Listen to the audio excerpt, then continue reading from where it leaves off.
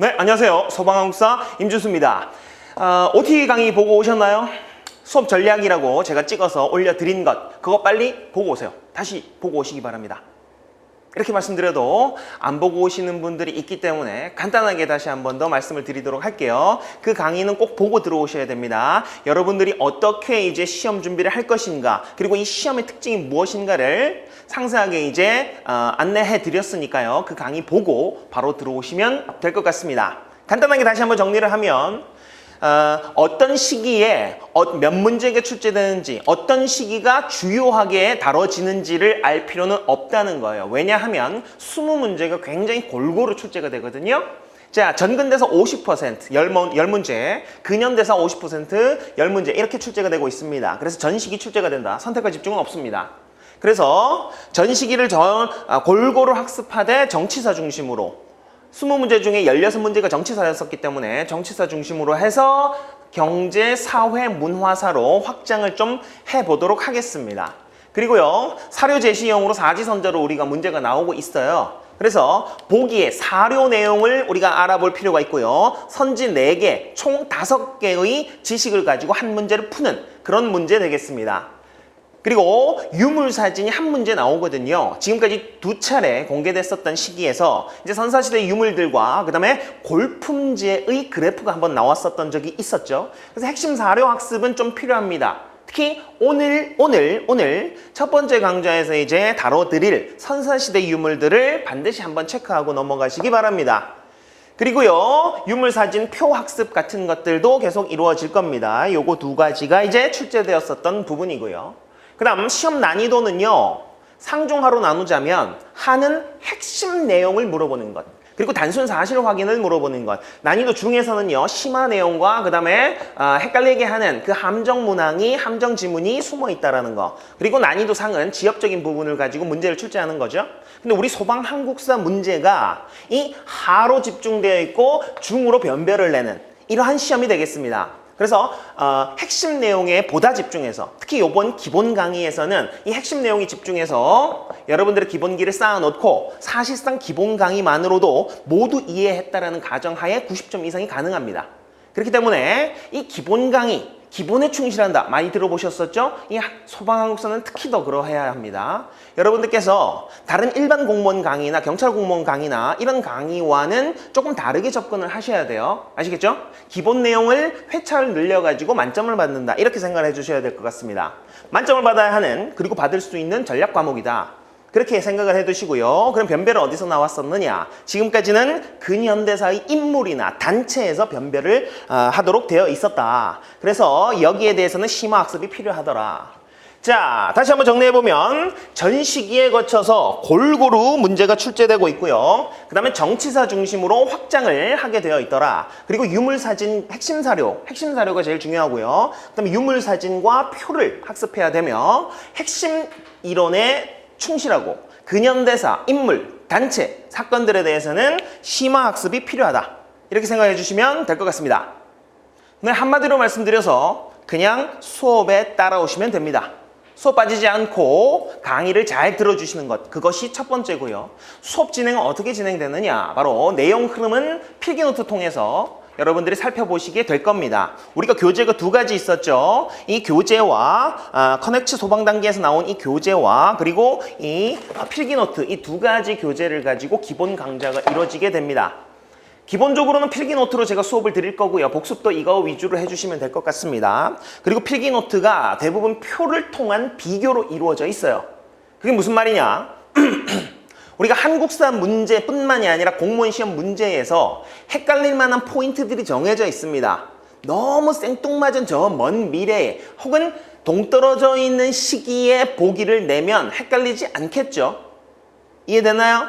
예를 들어서 메가더 장군 이 인천 상륙작전을 이야기해야 되는 6.25 전쟁, 6.25 전쟁과 관련된 문제에서 갑자기 을지문덕의 살수대첩 이런 지문이 나온다면 우리가 헷갈릴 리가 없겠죠. 그래서 그런 부분들이 문제로 실제로 나오기도 하지만 어처구니 없게도 사실은 수나라, 고구려 전쟁이 나오면 수나라와의 대비, 그 다음에 당나라를 물리쳤었던 그 안시성 전투나 이러한 전투를 비교해서 문제를 반드시 내게 되어 있습니다. 그렇게 해야 좀 헷갈리기 때문이죠. 이모군란이 나와 있으면 갑신정변과의 비교, 강화도 조약이 나와 있으면 조미수호 통상조약과의 비교를 통해서 우리가 문제를 파악하게 되어 있습니다. 그래서 항상 표를 통해서 비교를 하면서 학습을 하시게 될 겁니다. 그리고요, 사료 학습을 할 텐데요. 이 사료 학습은 우리 교재에 실려 있기 때문에 제가 페이지를 딱딱 정해드리면 그 페이지 수에 들어가 있는 교재 사료를 같이 한번 살펴보시면 될 것 같습니다. 여러분 복습 순서도 마찬가지입니다. 필기노트 통해서 내용 학습하시고요. 가급적이면 제가 수업했었던 내용들을 필기를 자세하게 좀 해두시고요. 참고로 중요한 내용은 파란색 아니면 빨간색이고요. 부연 설명은 노란색으로 작성을 제가 할 겁니다. 아시겠죠?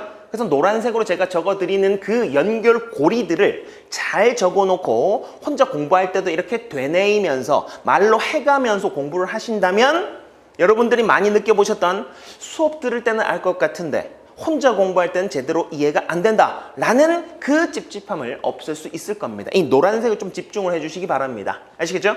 그리고 나서 교재 통해서 사료 학습하시고요. 순서는 정치, 경제, 사회, 문화 순서로 진행을 할 겁니다.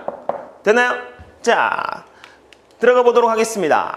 그런데 본격적인 수업을 시작하기에 앞서서 한국사 학습을 위한 기본 지식이 조금 있어야 됩니다. 무슨 말 하는지를 모르면 안 되니까요. 이해됐나요? 자, 한국사 학습을 위한 기본 지식들 살펴보도록 하겠습니다. 먼저 지리적 위치와 지명에 대한 이해가 필요합니다.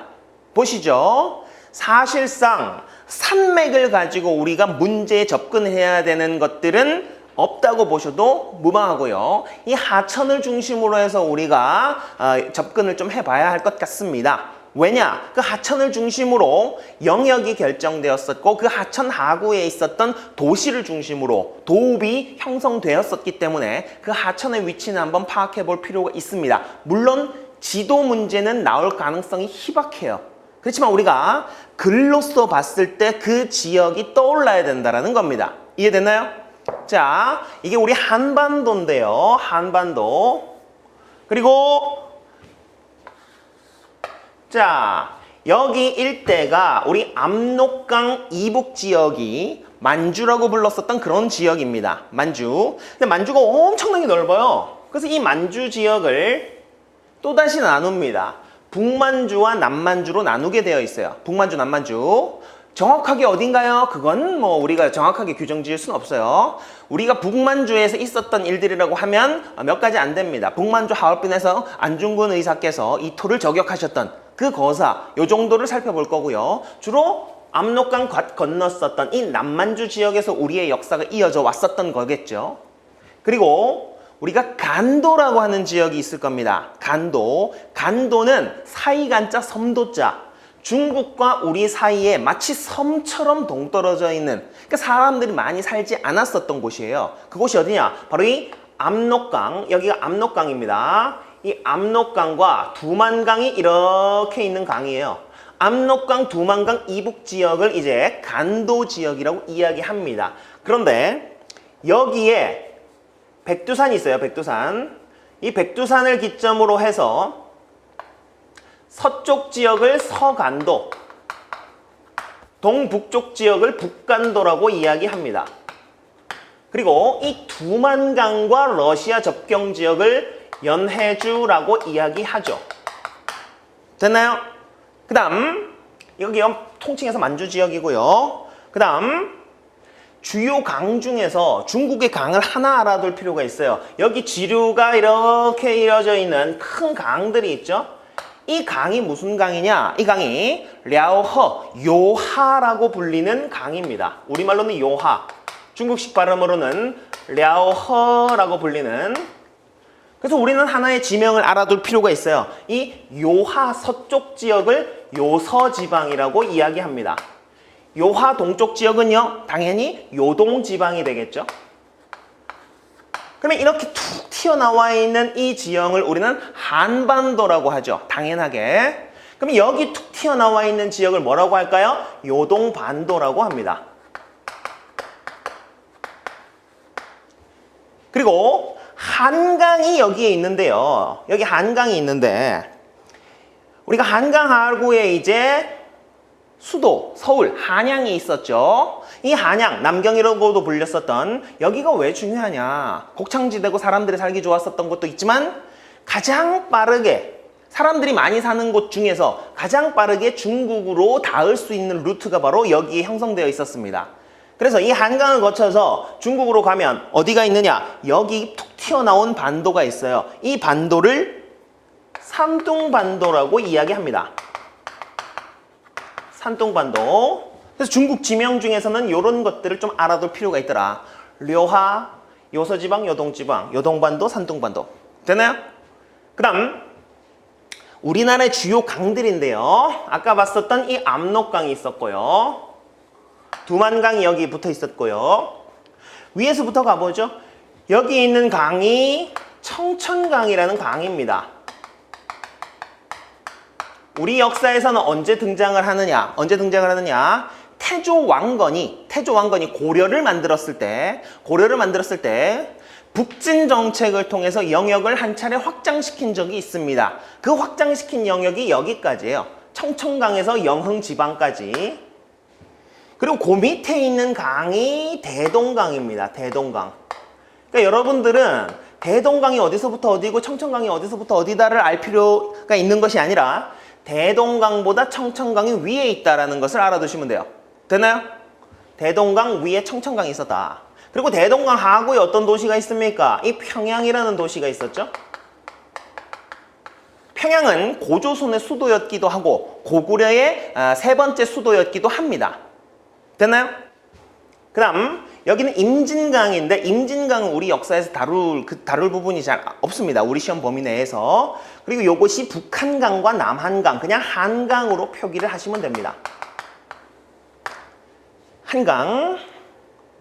그리고 여기 금강인데 마찬가지로 우리가 이 금강에 대해서는 이렇게 말아두시면 됩니다. 아, 여기 이제 충청도 지역이구나. 옛날 백제 지역이구나.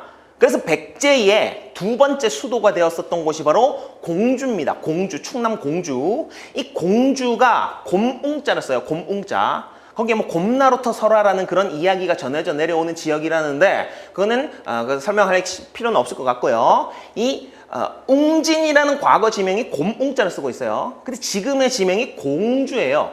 그래서 지역의 유래를 한번 찾아봤더니 아, 공주가 옛날에 곰주라고 불렸다. 그러니까 곰주가 곰웅자를 쓴 웅진이다. 이렇게 연결을 합니다.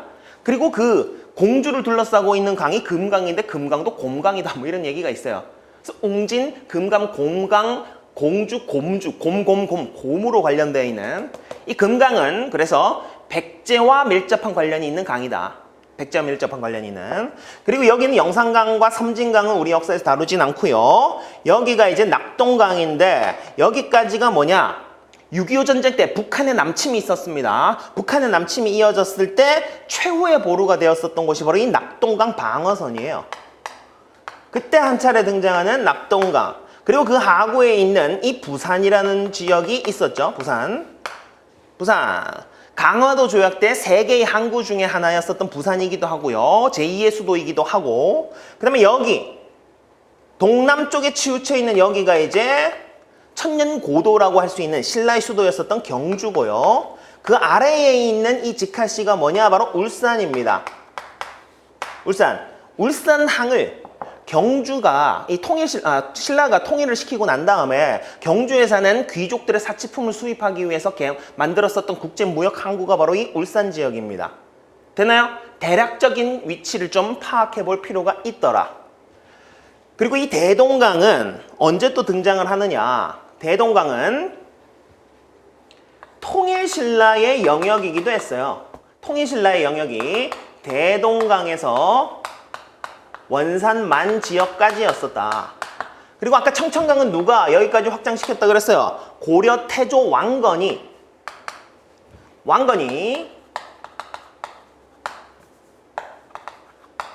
북진 정책을 통해서 청천강에서 영흥 지방까지 영역을 확장시켰다 할 때 그 지역이 되겠습니다. 됐습니까? 대략적인 위치를 우리가 파악하고 있어야 제가 근초고왕이 요서, 산동, 큐슈 지역까지 진출했었다라고 이야기를 한다면 중국 건너 여기까지 바다 건너 가까운 산동 지방까지 그리고 일본의 큐슈까지 갔었다는 거구나 라는 것을 어렴풋이 알 수가 있어요. 그리고 통일신라의 영역보다 고려 태조의 영역이 더 넓어야 되겠죠. 북진을 했으니까 대동강보다 청천강 위에 있는 강이구나 라는 것을 여러분들이 파악을 하셔야 됩니다. 됐습니까? 그리고 만주라고 하는 지역이 이 지역이에요. 북만주와 남만주로 나눠집니다. 그리고 이 압록강 접경 지역을 간도라고 하는데 중국과 우리의 사이에 있는 섬 같은 지역, 백두산 기점으로 서간도, 북간도로 나눠졌다. 이해됐나요? 그러면 나중에 서간도 지역에 이 삼원보라고 하는 독립운동 기지가 만들어지거든요. 그러면 삼원보 지역은 뭐라고 표현할 수 있을까요? 만주 삼원보 맞는 표현이죠. 왜냐면 여기가 만주니까. 만주가 제일 큰 영역. 남만주 삼원보 맞는 표현이죠. 근데 북만주 삼원보 하면 틀린 표현입니다. 그 다음에 간도 삼원보 하면 맞는 표현이죠. 서간도 삼원보도 맞는 표현입니다. 그런데 북간도 삼원보 하면 잘못된 표현이라는 거죠. 이해됐나요? 이건 우리가 근대사에서 그리고 일제강점기 때 우리 민족의 독립운동을 살펴볼 때 다시 한번 살펴보겠습니다. 일단 대략적인 위치를 좀 파악해 놓을 필요가 있더라. 됐습니까? 그 다음 시기 구분을 한번 살펴보도록 하죠. 모든 문제풀이의 기본 중에 기본은 바로 시기를 파악하는 겁니다.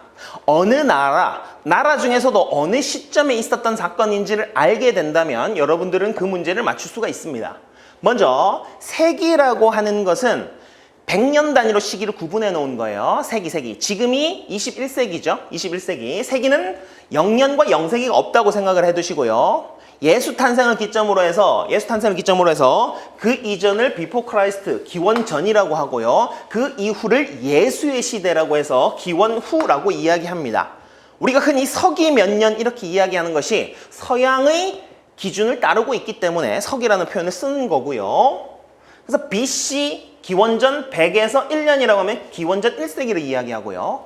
AD 붙이거나 빼거나 1년에서 100년까지는 1세기입니다. 1세기. 그래서 여러분들과 제가 지금 살고 있는 이 시기는 바로 21세기가 되는 거겠죠. 언제까지요? 2100년까지 21세기입니다. 그래서 여기 수강하시는 분들의 연령에 따라서 2세기를 살고 계신 분들도 있고 아니면 장수하신다면 3세기까지 살 수 있는 분들도 있나요? 2100년대까지 살 수 있는 분이 계신가요? 99년에 태어나서 뭐 몇 살을 살아야 됩니까? 자, 그 세기가 이렇게 구분이 됩니다. 21세기다 현재는. 그리고 우리 한국사를 비롯한 동양의 역사에서는 연호라는 표현을 많이 쓰게 됩니다. 연호는 이 동양 문화권, 특히 한자 문화권에서 군주국가에서 치세연대를 이야기하는 거예요. 이해됐나요? 그래서 준수 1년, 준수 2년 이런 식으로 연도를 이제 따지게 되었었더라. 그리고 우리가 독자적인 연호를 보통 일반적으로는 중국 연호를 우리가 따릅니다. 그런데 독자적 연호를 사용할 때는 언제냐? 우리가 독자적으로 굉장히 강성한 시점이나 아니면 중국과 대립을 할 시점이나 아니면 이거는 획기적인 변화가 있었다. 예를 들어서 1894년에 신분 질서가 사라졌다. 그러면 독자적 연호를 사용하게 되는 겁니다. 됐나요? 지금 밑에서 대표적인 것들을 간단하게 언급해 드릴 텐데 요거를 지금 외우라는 말씀이 아닙니다. 어떤 식으로 구성되어 있느냐를 말씀드리기 위해서요. 그리고 여러분들 한국사에서 암기할 부분들이 굉장히 많기 때문에 어려워하시는 분들 있으시죠? 그 암기를 최소화 좀 할 필요가 있습니다. 우선적으로 제 수업에서 소방 한국사 강의를 할 때 연도를 암기하는 것들을 최소화하겠습니다. 그리고 이 연호 같은 것들도 당시에 광개토대왕 때의 역사적인 사실들, 이 당시의 분위기를 파악한다면 영락으로 연결할 수가 있다는 거예요. 이해를 최대한 해보고 안 되는 건 외워야 됩니다. 여러분, 제 이름이 임준수입니다. 여러분, 이 성함들이 각각 있으시죠? 그 성함들을 이해시켜 보세요. 이해할 수가 없습니다. 왜? 우리는 태어날 때 이름이 만들어졌고 삶을 자기 마음대로 살아갔기 때문이에요. 이해되나요? 이름은 외우는 겁니다. 그리고 지명도 이해할 수도 있지만 너무 복잡해요. 그래서 지명도 외웁니다. 이름과 지명 이 두 가지는 어쩔 수 없이 외울 수밖에 없는 것. 그것을 좀 파악해 주시고요. 최대한 우리가 같이 제가 도와드릴 테니까 뭐 유치한 방법들을 써서라도 암기를 도와드릴 테니까 너무 겁먹지 마시고요. 근데 이런 것들 왕의 이름이나 아니면 왕 때 사용했었던 이 연호 같은 것들은 최대한 이해를 하려고 시도를 하셔야 됩니다. 무슨 말이냐? 광개토대왕은 광활한 영토를 개척한 왕이라는 뜻이에요. 당연히 영토 확장이겠죠? 광활한 영토를 개척한 왕이다. 그리고 싸움 잘했잖아요. 당시 동북아시아의 패자였었기 때문에 중국과도 대등한 관계를 가졌었고 그래서 광개토대왕이 원정을 떠날 때마다 영역이 계속 넓어지는 거예요. 그럼 얼마나 기분이 좋겠어요. 백성들이, 그 시대를 살아갔었던 백성들이. 여러분 생각해 보세요. 문재인 대통령이 이제 해외 순방을 나갑니다. 시진핑을 만났는데 시진핑이 연해주 지역을 드릴게요. 시진핑이 만주 지역을 줍니다. 그다음 푸틴하고 만났더니 푸틴이 갑자기 연해주를 주네요. 아베가 대마도를 주고 트럼프가 하와이를 줍니다. 얼마나 기쁩니까? 상상만 해도. 해외로 나갈수록 영역이 넓어지고 굉장히 즐겁다. 우리나라가 융성해서. 그래서 광개토대왕 때는 어떤 영어로 사용했었느냐? 길령자의 즐거울 낙자. 영원히 즐거울 1년. 영원히 즐거울 2년. 왜요? 국력이 강했었기 때문에 이러한 연호를 쓸 수 있었더라. 영원히 즐겁다 1년, 영원히 즐겁다 2년 이런 거예요. 이해됐나요? 자, 진흥왕 때 신라가 굉장히 찌질이었어요. 신라가 굉장히 찌질이었었는데 이 6세기 진흥왕 때를 들어서 삼국 중에서 가장 잘 나가는 전성기를 구가하게 됩니다. 그러면 신라 시즌 1은 삼국 중에 가장 찌질이었다. 그럼 신라 시즌 2는요. 삼국 중에 우두머리 자리를 차지하게 됐었다. 완전 새로운 나라죠, 이거는. 그래서 열개자의 나라국자, 완전 새로운 나라를 처음으로 열었다. 신라 시즌 2라는 거예요. 개국. 됐나요? 또 개국이라는 이 연호는 우리 역사에서 한 차례 더 사용됩니다. 언제냐? 1894년 갑오개혁 때 신분이 사라져요. 우리나라에서 신분이 철폐됐었던 적이 있습니까? 없죠. 단 한 번도 없습니다. 1894년 때 처음으로 신분이 사라졌어요. 그럼 완전 새로운 나라잖아요. 그럼 무슨 연호를 사용한다? 개국. 여러분 개국공신이란 말 들어보셨죠? 나라를 시작했다라는 뜻이에요. 이런 식으로 최대한 우리가 이해를 해보도록 하겠습니다. 나머지도 다 이렇게 이해할 수 있는 거예요. 태조 뭐 나라를 세웠다 그래서 하늘천재 받들 숫자, 나라의 명을 받들어서 나라를 세운 1년 뭐 이런 식입니다. 그래서 최대한 우리가 이해를 한번 해보시고요. 응? 그 다음 안 되는 것들은 좀 외워보도록 할 겁니다. 이해되셨나요? 자, 계속 한번 들어가 보도록 합시다. 어제 제가 다른 그 강의를 수업했었는데 그때 외우기 쉬운 사람들이 있어요. 근대사에서 영남 지역에서 만여 명이 상소를 올린 사건이 영남만인소라는 사건이거든요. 외국과의 수교를 하면 아니 되옵니다라는 상소를 만여 명이 올렸어요. 그 대표가 누구냐? 이만손이에요. 영남만인소를 이끈 사람이 이만손이니까 이름 얼마나 외우기 쉽습니까? 그런 것들이 있으면 굉장히 땡큐지만 나머지는 그냥 외워야 된다. 됐습니까? 같이 한번 접근해 보도록 하겠습니다. 그리고 한국사의 시기 구분을 한번 살펴볼게요. 한국사의 시기 구분. 먼저 선사시대라는 시기가 있어요. 역사 이전이라는 거죠. 선사, 역사 이전. 선생, 먼저 태어났다라는 뜻입니다. 참고로 선생은 먼저 태어났다라는 뜻을 가지고 있지만 유교식 용어예요. 유교에서 선생이라고 하면 먼저 태어나서 사서오경을 통달하여 가르침만이 가르침을 주는 것이 아니라 삶의 자세 하나하나가 가르침을 준다. 이것을 선생이라고 합니다. 그러니까 이 땅에 선생이 많지 않겠죠. 저 포함해서요. 그냥 강사, 교수 뭐 이렇게 부르는 거겠죠. 사실은 우리가 친근하게 불렀었던 선생이라는 용어가 더욱더 가치 있고 고차원적인 겁니다. 여러분들 그런 선생님 만나보신 적 있나요? 그냥 삶의 자세 하나하나가 배울 만한 분들 만나시기 바랍니다. 자, 선사는 역사 이전이다. 그리고 역사시대, 그것을 가르는 기준은 바로 문자에 의한 기록 유무예요. 그렇다면 우리 역사에서 문자가 사용되었었다는 기록은 처음에 언제 나타났을까? 무려 철기 때 처음으로 등장을 하게 됩니다. 철기 때 경남 창원에 다홀이라는 마을이 있어요. 경남 창원에 다홀이라는 마을이 있는데 거기서 붓이 발견됩니다. 붓은 그림 그리는 거 아닙니까? 그럴 수도 있지만 이 붓이 사이즈가 딱 글씨 쓸 사이즈입니다. 그래서 이 붓이 발견되었다는 것은 뭔가 글씨를 사용하고 있었다. 그러나 우리 민족은 아직 말은 있었으나 글이 없었기 때문에 한자를 차용했을 가능성이 굉장히 농후하다. 그래서 한자를 사용했었고 한자가 사용됐다면 중국과 교류를 했었지 않겠는가. 그래서 우리는 역사시대를 철기부터 이렇게 따지기 시작을 합니다. 물론 이거보다 더 앞선 시대의 기록이 있을 거예요. 근데 우리는 어디까지나 지금까지 밝혀진 바에 의해서 공부를 할 수밖에 없기 때문에 이 철기시대, 경남 창원 다오리에서 붓이 발견된 시기부터 역사시대라고 한다. 그럼 이전에 구석기, 신석기, 청동기까지는 선사시대로 분류를 합니다. 됐습니까? 자, 한국사의 시기 구분 두 번째 한번 살펴보도록 하겠습니다. 자, 고대, 중세, 근세, 근대, 현대라는 5시기 구분법을 우리 동아시아 사회에서 사용을 합니다. 원래 이 서구식 관점에서는 근세라는 시점이 없어요. 근데 이 5시기 구분법을 활용을 하는데 요거 자세하게 알 필요 없습니다. 문제 푸는데 하등 도움 안 됩니다. 아시겠죠?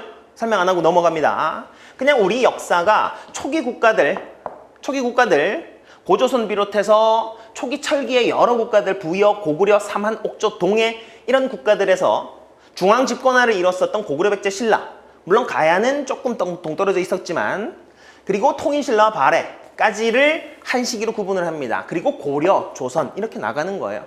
그리고 근대의 기준은 뭐 개항 이후, 그 다음에 현대는 해방 이후 이렇게 파악을 합니다. 그리고 요 사이에 우리가 공부하게 될 시점이 바로 일제강점기죠. 이렇게 큰 틀이고요.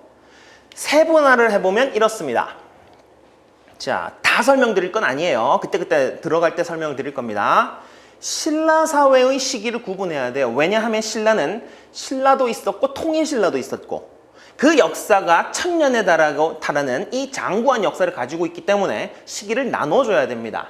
그러면 우리가 시기를 나눌 때는 어떤 기준이 필요해요. 기준. 그래서 삼국사기라는 책을 기준으로 했을 때는 어떻게 나눠졌었고 삼국유사라는 책을 기준으로 했을 때는 어떻게 나눠졌는지를 아셔야 됩니다. 지금 아실 필요는 없어요. 그러니까 이 신라 사회는 어떤 책의 기록에 따라서 나누고 있더라. 삼국사기는요. 참고로 이 삼국사기는 우리나라에서 가장 오래된, 자, 제가 문화를 설명할 때 최고예요 하면 으뜸이라는 뜻은 없습니다. excellent라는 뜻은 없어요. 그러면 어떤 의미를 가지고 있느냐? 최고다라는 것은 문화는 우열을 가릴 수가 없습니다. 그렇기 때문에 이 최고라고 하는 것은 항상 옛고자를 씁니다. 가장 오래되었다. 우리나라에서 가장 오래된 역사서입니다. 그래서 우리는 삼국의 역사를 이 책에 의지해서 공부할 수밖에 없어요. 이해됐나요? 근데 우리가 삼국시대 공부하면 어떤 식으로 공부했었죠? 인물 중심으로, 왕 중심으로 무슨 왕, 무슨 왕, 무슨 왕, 무슨 왕 이렇게 공부를 했었죠? 왜 그렇게 공부하느냐? 이 가장 오래된 역사책인 삼국사기가 왕 중심으로 기록되어 있기 때문에 여러분들이 왕 중심으로 공부하는 겁니다. 삼국시대 왕이 너무 많아요. 저한테 하지 마세요. 이 책을 지은 김부식한테 얘기하세요. 어쩔 수 없습니다. 이때로 우리는 공부할 수밖에요. 즉 이 삼국사기는 왕을 중심으로 기록되어 있기 때문에 왕이 계승의 혈통에 따라서 시기를 나누고 있어요. 자세한 건 본론 이 수업에 들어가서 다시 설명을 드리고요. 그다음에 이 삼국유사를 지은 인물은 승려 일현이라는 인물입니다. 그래서 이 일현이라는 승려는 불교밖에 모릅니다. 불교 관련 이야기들을 모아놨는데요. 이 불교밖에 몰라요. 물론 이제 기이한 이야기, 전설이나 신화나 단군 신화 같은 것들 다루고 있거든요. 그렇지만 이 사람이 가장 중요시하는 것은 불교입니다. 그래서 신라 사회를 불교식으로 왕 이름을 적을 때와 아닐 때 이 두 시기로 구분을 해놨어요. 초창기는 불교식 왕명이 아니다가 나중에 불교식 왕명을 사용하다가 그 뒤에는 다시 불교식 왕명을 사용하지 않게 됩니다. 이해됐나요? 그래서 이런 기준들을 우리가 공부를 하게 된다. 신라 사회는. 그럼 고구려 백제는요. 시기 구분 안 해도 됩니다. 그냥 고구려는 고구려고 백제는 백제예요. 단 전성기와 쇠퇴기는 구분할 필요가 있겠죠. 오늘 수업에서 살펴보시면 됩니다. 이 자세한 내용, 삼국사기를 기준으로 누구 왕 때부터 누구 왕 때까지인가 이 자세한 내용은 본론으로 들어가서 해당 주제에 들어가서 강의를 드리도록 하겠습니다. 자, 고려의 시기 구분은요, 뭐 정기, 후기, 정기, 중기, 후기 이렇게 나누기도 하지만 우리는 문제풀이를 위해서 제가 정해놓은 시기대로 공부를 할 겁니다. 고려 사회는 어떻게 구분을 한다? 집권층의 변화로 시기를 나누도록 한다. 집권층의 변화로. 처음에는 신라 사람들, 신라의 지방 사람들이 반란 일으켜가지고 만든 나라예요. 그래서 호족 지방 세력들이 권력 장악하고 있다가 특권을 세습하면서 그들이 귀족이 되었다. 그리고 무신정변 이후에 무신 정권이 장악했었다. 몽골 침입 이후에 몽고의 사바사바하는 이 권문 세족들이 권력을 독점했었다. 그리고 고려 말에는요. 또다시 외침이 있었기 때문에 무신이 한 번 있었죠. 또다시 외침이 있었기 때문에 다시 무신들이 등장을 하고 그들은 신흥무인이라고 불리게 됩니다. 그리고 이들은 나라 세울 만한 역량은 좀 부족해요. 그래서 그 브레인이 되어줬었던 신진 4대부 이들이 조선을 건국하게 됐더라. 그래서 고려는 집권층의 변화로 시기를 나눈다. 이렇게 생각을 해두시고요. 그럼 조선 한번 살펴보겠습니다. 조선도요. 시기 구분법은 학자들마다 다 다릅니다. 그래서 우리는 기본적으로 교과서 기준을 따를 거고요. 국정교과서 기준을 따를 거고 그 다음 일반적인 지금까지 출제됐었던 공무원 문제를 풀기에 유리한 기준을 따를 겁니다. 그래서 조선 전기역 후기를 가르는 기준은 임진왜란이에요. 1392년 조선 건국 200년 1392년부터 임진왜란이 일어나는 1592년까지 딱 200년이죠. 그래서 14세기는 몇 년 안 되잖아요. 그냥 넘어가시고 15세기, 16세기 이 200년간이 조선 전기다. 그리고 임진왜란 끝난 이후에 이때가 17, 18, 19세기 요 시기를 조선 후기로 파악을 합니다. 그러면 조선과 근대는 어떻게 가를 수 있느냐? 바로 이 개항, 강화도 조약을 기점으로 할 거예요. 제가 아까 연도 암기를 최소화한다 그랬었죠. 그렇지만 근대사에는 몇 가지 연도들을 좀 외워놓을 필요가 있어요. 왜냐? 내가 연도 알고 있는 사건을 만나면 굉장히 반갑습니다. 내가 잘 알고 있다는 착각을 가지고요. 그 다음에 그 연도를 알고 있는 사건을 기준으로 해서 일련의 사건들이 쫙 연결되는데 그 끝까지를 여러분들은 한 묶음으로 공부를 하셔야 됩니다. 그래서 이 강화도 조약도 연도를 한번 외워보시면 개항이라고 하는 것은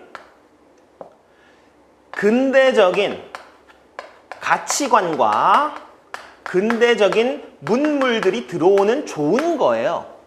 근데 우리는 왜 기를 쓰고 반대했었고 서양이나 아니면 일본은 우리를 개항시키려고 그렇게 애를 썼을까요? 이게 들어오는 대신에 뭘 뺏어간다? 경제적 수탈이 이루어진다. 그게 개항이라는 거예요. 항구 여는 거. 이거 좋은 거 주고 경제 수탈을 하기 위해서 개항을 시키려고 하는 겁니다. 자, 그러면은 개항을 그 사건이 강화도 조약인데요. 우리가 수탈당하면 어떻게 됩니까? 열받죠? 욕 나오고 수탈당하면 점점 줄어든다. 7, 6 이렇게 조금 유치하지만 이런 식으로 한번 외워보도록 하겠습니다. 강화도 조약은 개항이다. 개항은 수탈의 시작이다. 욕 나오고 점점 줄어든다. 1876 강화도 조약부터 근대사로 분류를 합니다. 강점기가 시작되는 1910년 그리고 우리가 해방을 맞이하게 되는 1945년까지 이렇게 근대사로 분류를 하게 됩니다. 일제강점기 한번 보시면요. 일제강점기. 제가 일제강점기라는 용어보다는 보통 독립운동기라는 표현을 많이 쓸 겁니다. 왜냐? 강점의 역사보다 우리가 저항했었던 독립운동의 역사가 훨씬 많습니다. 일제강점기 식민지 통치 정책 변화에 대해서는 한 강의, 1시간 공부를 하시면 됩니다. 근데 거기에 대한 저항은 3시간, 4시간을 하셔야 돼요. 이해되셨나요? 그만큼 우리가 격렬하게 저항해서 여러분들 공부할 땐 좀 짜증날 수 있습니다. 수많은 단체들과 인물들이 등장하거든요. 그렇지만 우리는 이 독립운동의 역사가 훨씬 길고 많고 그런 것들을 자랑스럽게 생각하면서 접근을 한번 해보도록 할 겁니다. 되나요? 그 다음 현대 해방 이후에는요. 1945년 8월 15일 날 해방을 맞이했지만 우리 손으로 바로 나라를 만들 수는 없었습니다. 없었어요. 그래서 3년간에 걸친 우리 정부를 수립하는 데까지는 딱 3년이 걸립니다. 광복 3주년 기념일 날 대한민국 정부가 수립됐거든요. 그 3년간의 기간에는 미군의 지배를 받는 미군정기가 이루어졌었죠. 3년간에 이 미군정기 그리고 대한민국 정부 수립 이후에 공화국으로 이제 형성이 되는 겁니다. 우리가 1공화국, 2공화국 뭐 이런 식으로 배웠었던 거 있죠? 이 공화국도 1, 2, 3, 4, 5, 6, 6공화국까지 이렇게 순서로 외울 것이 아니라 정권별로 구분을 할 겁니다. 정권별로 분류하고 정권별로 구분을 할 것이다. 이승만 정권, 그리고 박정희 정권. 물론 박정희 정부는 1961년부터 79년까지 18년 동안 집권했기 때문에 굉장히 기간이 길죠. 그리고 60년대 박정희 정부와 70년대 박정희 정부의 양상이 다릅니다. 근데 60년대 박정희 시즌 1, 70년대 박정희 시즌 2 이런 식으로 나눌 거예요. 그 다음은 뭐 정권별로 이렇게 구분을 할 겁니다. 됐습니까? 그래서 시기 구분도 방법이 있다. 그 시기 들어가서 그 방법들을 제가 말씀드릴 거고 그대로 공부하시면 됩니다. 가장 중요한 것은 수업에 잘 따라오시는 거예요. 아시겠죠? 시기 구분 이렇게 진행을 하도록 할 겁니다. 그리고 우리 교재 보시면은 교재하고 필기노트가 있습니다. 잘 가지고 보셔야 돼요. 기본적으로 필기노트입니다. 필기노트 이쪽에 보시면 우리 역사의 시작 구석기부터 들어가 있는데요. 원래 이 교재를 보시면은 원래 이 한국사의 바른 이해라고 해서 역사를 보는 관점 뭐 한 번쯤 들어보셨을 거예요. E.H. 카, 랑케, 사실로서의 역사, 해석으로서의 역사, 객관식으로 객관의 역사, 주관의 역사 뭐 이러한 역사에 대한 인식들을 공부를 할 건데요. 최근에 이 공무원 시험에서 이 소방뿐만 아니라 다른 공무원 시험에서도 출제된 적이 없어요. 그렇기 때문에 요건 일단 킵하도록 하겠습니다. 인식, 랑케, E.H. 카, 역사는 무엇인가 이런 것들은 좀 킵하도록 할게요. 그리고 문제풀이에서 잠깐 다뤄보도록 하겠습니다. 시간을 좀 아끼죠. 그래서 본격적으로 우리가 강의를 들을 것들은 이 선사시대 전개, 필기노트 이쪽부터 시작을 하도록 하겠습니다.